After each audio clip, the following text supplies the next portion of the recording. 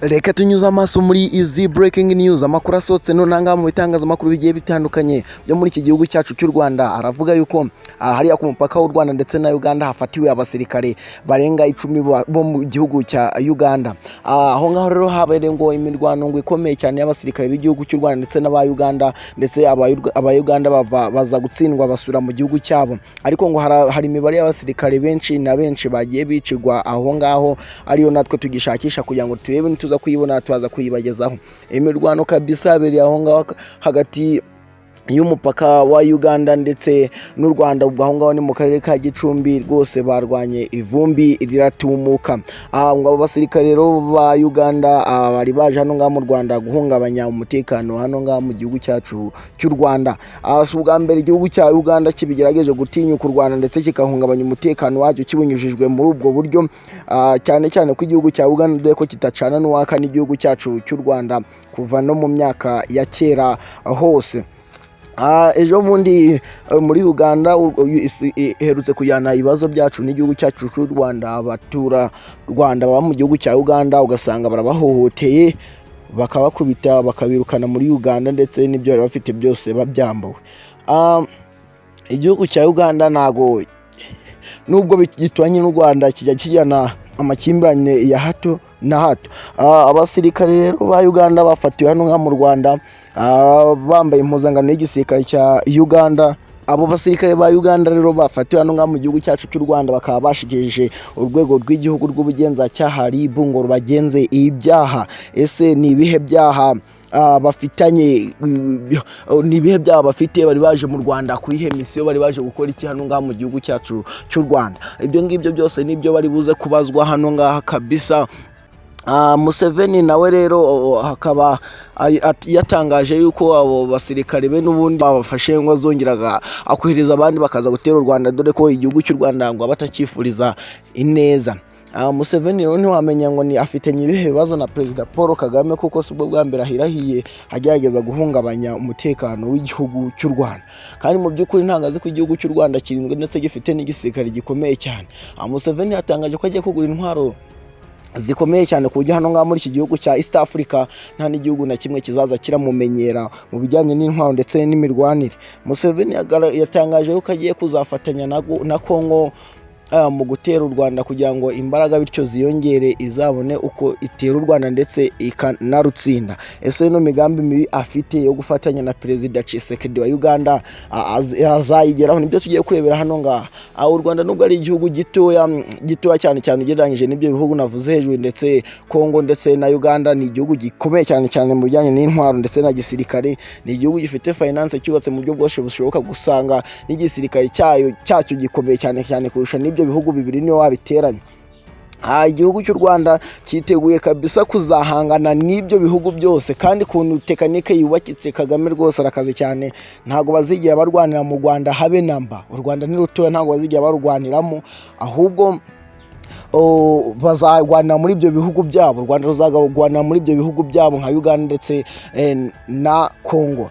Kandi Perezida wa Uganda ndetse n'u Rwanda bigeze kubahuriza hamwe bareba ibibazo bari bafitanye, ubundi hasigaye rero babyigaho bishakirwa umuti, ariko ntabwo byigeze bikemuka habe namba. N'ubu uri umutura Rwanda wibera hariya mu gihugu cya Uganda ntabwo uba ufite amahoro, ntabwo uba uhaba neza cyane, ahubwo usanga kenshi nk'abantu baba bihishahisha ku buryo harimo n'abo birukana aho ngaho muri Uganda, bakaza bakabakimbiriza utwara ufite twose tukaba twa Uganda. Ibintu byose wari utunze ugasanga bigumye muri Uganda, ugasanga nta n'ikintu na kimwe ufite, n'imyenda wari ufite bakayikwambara bakaza gukubisa ugataha amaramasa. Ibyo ngibyo bikunda kubaho cyane mu gihugu cya Uganda, ikunda kwirukana abanyarwanda muri ubwo buryo. Imitungo yayo y'abanyarwanda babaga aho ngaho muri Uganda yamaze gushakisha ikabasahura, ikabasohora, ubundi ikabijugunya ku mupaka. Ibi ngibi ntabwo aribwo bwa mbere bibaye, kuko n'imipaka ikunda gufungwa cyane hagati y'u Rwanda ndetse na Uganda, ndetse imipaka y'u Rwanda ikunda gufungwa cyane hagati y'u Rwanda nanone na Congo, bitewe n'iriya mitwe yitwaje intwaro yo muri Congo ibamo, ndetse no Congo ibishaka guhungabanya umutekano w'u Rwanda, ndetse na Uganda ibishaka guhungabanya umutekano w'u Rwanda bya hato na hato.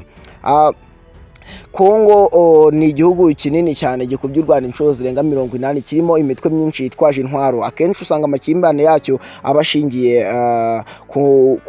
kuri uriya mutwe wa M23. Kongo ikavuga yuko u Rwanda rufasha M23 kandi M23 yajengereje cyane cyane kiriya gihugu cya Uganda mu guhungabanya umutekano wa Uganda. Ibyo ngibyo akaba aribyo bituma Uganda irakarira u Rwanda cyane ko yakoresheje u Rwanda gufatanya n'iriya mitwe yitwaje intwaro mu kugira ngo ihungabanye umutekano wa Uganda. Ibyo ngibyo akaba aribyo bituma igihugu cya Uganda gishaka gufatanya, ndetse dore ko igihugu cya Uganda kidacana uwaka n'igihugu cyacu cy'u Rwanda, akaba aricyo gituma gishaka gufashanya n'igihugu cya Kongo kugira ngo bizahashe u Rwanda biruhungabanye, ndetse ngo bikaba bifite n'umugambi mubi wo kuba byatsiba u Rwanda ku ikarita ya Afurika. Ibi ngibi byose perezida w'u Rwanda yabitangaje avuga ati igihugu cyose kizahirahira kigerageza gutera u Rwanda kizaba kishize mu muriro, kizakikururiye umuriro, ahubwo kizaba kiyangije kiteje ibibazo. Aricyo uzadutera ntabwo tuzagwanira iwacu, ubwo tuzamusunika tugwanire iwabo. Nuko nguko rero bimeze. Igihugu cya Uganda nacyo rero amakimbirane yacyo n'u Rwanda usanga akenshi ashingiye ku bintu bisa nkaho bidafite agaciro, dore ko bavuga yuko perezida wa Uganda ndetse n'u Rwanda baba bafitanye amasano ndetse baturuka no mu miryango imwe. Dore yuko igihugu dore ko RPF uriya mutwe w'u Rwanda ubamo na perezida nyakubahwa Paul Kagame, ukaba warebaga hariya muri Uganda baza no kubohora kino gihugu cyacu cy'u Rwanda muri jenoside yakorewe abatutsi mu 1994. Akaba ariho banyuze, dore ko banyuze hariya ku mupaka wa Kagitumba ndetse na Uganda bagerageza kwinjira hano ngaha mu Rwanda, ndetse biranabahira umugambi wabo wo kubohora igihugu cyacu cy'u Rwanda ugenda neza. Ubwo no kuvuga ngo rero FPR n'ubundi yabaga muri Uganda, FPR yayobowe n'umugabo Major General Fred Gisa Rwigema, n'ubundi niwo wari uyoboye, gusa aza gupfa urugamba rutarangiye. Perezida wari umwungirije Paul Kagame ahita asigara ari kuyobora FPR. Ni ukuvuga ngo rero n'ubundi FPR ko yabaga muri Uganda wasanga hari ibibazo bimwe na bimwe uyu muryango wa FPR wenda wari ufitanye n'igihugu cya Uganda, akaba ariyo mpamvu Uganda nayo ishaka kwinjira mu ntambara iri hagati ya Uganda ndetse n'igihugu cya Kongo.